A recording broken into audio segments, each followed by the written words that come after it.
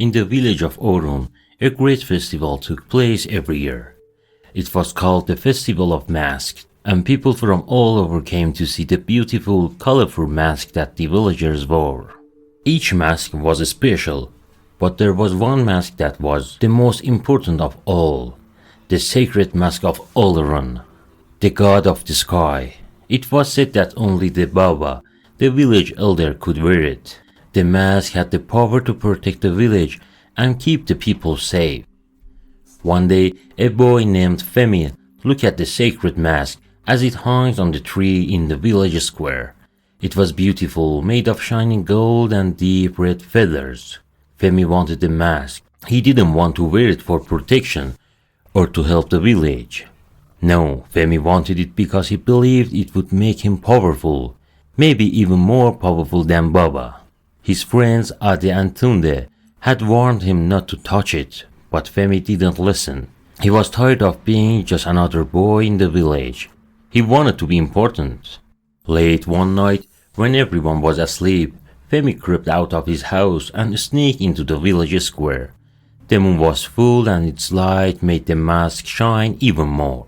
Femi's heart raced as he climbed the tree and reached for the mask. The moment his fingers touched it, he felt a strange warmth rush through his body. He pulled the mask down and held it in his hands. It felt heavy, like it was alive. Suddenly, Femi heard a voice whisper, "Put me on." He looked around, but no one was there. His heart pounded, but curiosity got the best of him. Slowly, Femi placed the mask over his face. At first, nothing happened. Then he felt a sudden rush of energy. His vision blurred, and the world around him twisted. He tried to pull the mask off, but it was stuck, like it had grown onto his face. Panic filled Femi's chest as the voice whispered again, "You want power, and now you shall have it. But power always comes at a price." The next morning, Femi woke up in his bed. He was breathing heavily, his body covered in sweat. Had it all been a dream? He ran his hands over his face, and to his relief, the mask was gone. But as he sat up, he noticed something strange. His reflection in the water basin looked different. His eyes glowed faintly, and his skin seemed darker, like shadows clung to him. He rushed outside, and everything seemed normal. The village was bustling as usual, but when Femi tried to speak to his friends, they acted like they couldn't see him. It was as if he had become invisible. Panic surged inside him. Had the mask made him disappear? Suddenly, a group of villagers gathered around the tree in the square. Femi rushed to see what had happened. Femi rushed to see what was happening, but his heart sank when he realized what everyone was staring at. The sacred Mask of Olorun was missing. The Baba looked worried, called out, "Who has taken the mask? The village will be danger without it." Femi wanted to scream that it was him, that he had stolen it, but when he opened his mouth, no sound came out. He was trapped in silence.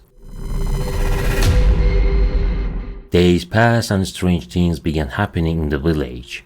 The sky grew dark and the cold wind blew through the fields, killing the crops. People fell sick with a strange illness, and no one knew how to cure it. Femi watched it in horror, knowing that it was all his fault. He had unleashed something terrible by wearing the mask. One night, while Femi lay in bed, the voice returned, "If you want to save them, you must give up what you love the most." Femi didn't understand. "What do I have to give up?" he asked, thought no one could hear him. The voice only repeated, "Give up what you love the most." Femi thought about it for days. He loved his village, his friends, and his family. But what did the voice mean? Then it hit him. The thing he loved the most was himself, his pride, his desire for power. His desire for power had caused all of this. If he wanted to save his village, he had to give up his pride and accept the truth. Femi knew what he had to do. That night, He returned to the tree where he had stolen the mask. He knelt before the empty space where it once hung and whispered, "I'm sorry, I wanted power, but I was wrong. I give up my pride. I just want my village to be safe."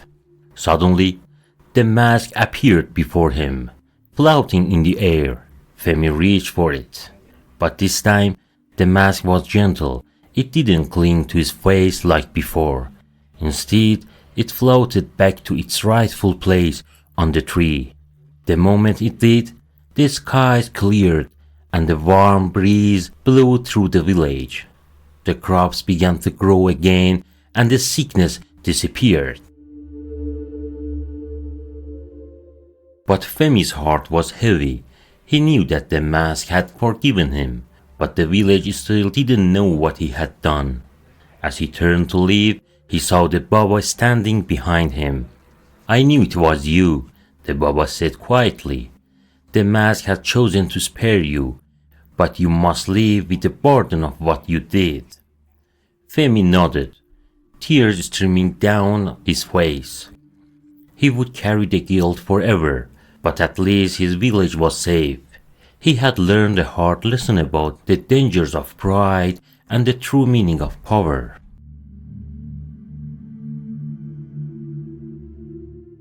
As Femi walked away, the voice whispered one last time, "Power is not what you take, but in what you give." In the end, Femi had saved his village, but the real victory was in his heart. He had learned that true strength comes from humility, and that the greatest power of all is to protect, not to control. Kaya here, delighted you could join me today. If this story resonated with you, do not forget to like, subscribe, and leave a comment. Sweet goodbyes and see you next time.